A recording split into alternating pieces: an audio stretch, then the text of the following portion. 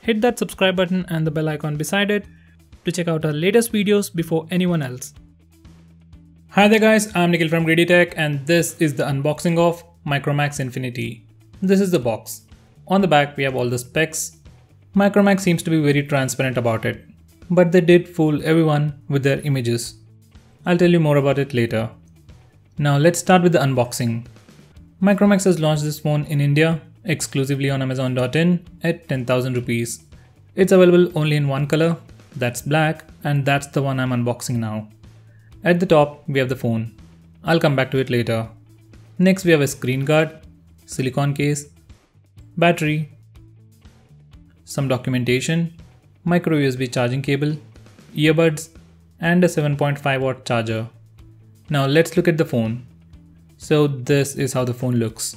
It has a very similar design on the back. Let me remove the back panel and insert the battery. Now let's have a physical overview and check out the specs. It has a so-called metal build with a metal back and plastic strips all around. It can be removed using a small notch at the bottom left corner.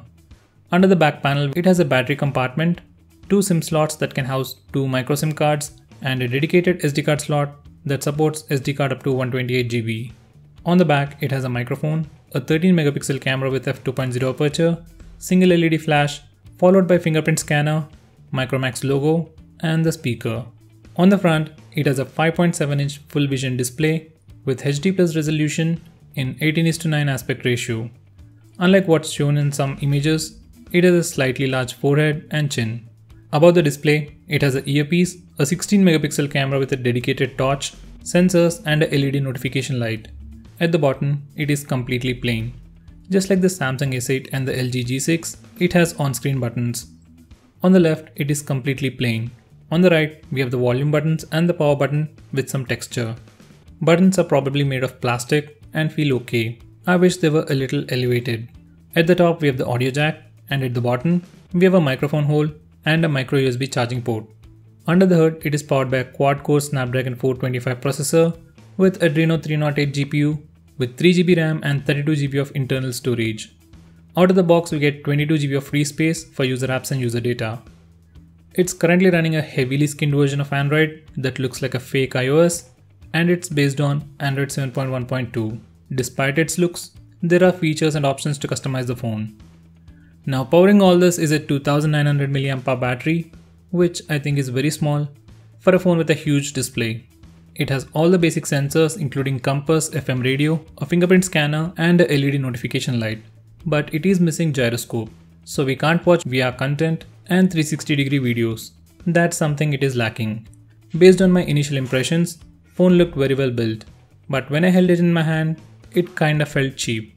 HD resolution for a 5.7-inch display is definitely not sufficient, but for everyday tasks, it looks manageable. I have tested the fingerprint scanner. It's neither fast nor slow. It takes slightly less than a second to unlock the phone when the display is off, and when the display is on, it unlocks the phone in a split second. As it's a heavily skinned UI, it felt slightly slow, and the entire UI felt unrefined with choppy animations. Haptic feedback is very subtle. It's neither strong nor weak. I wish it was a little more stronger. This is the camera interface, and from initial impressions, both the cameras look good. I'll be comparing it with Redmi Note 4, so stay tuned for that.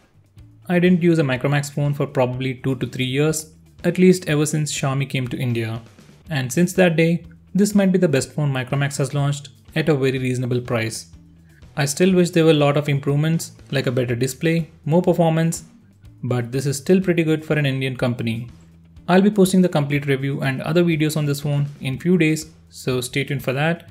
And if you wish to buy this phone, use the link in the description, it helps the channel.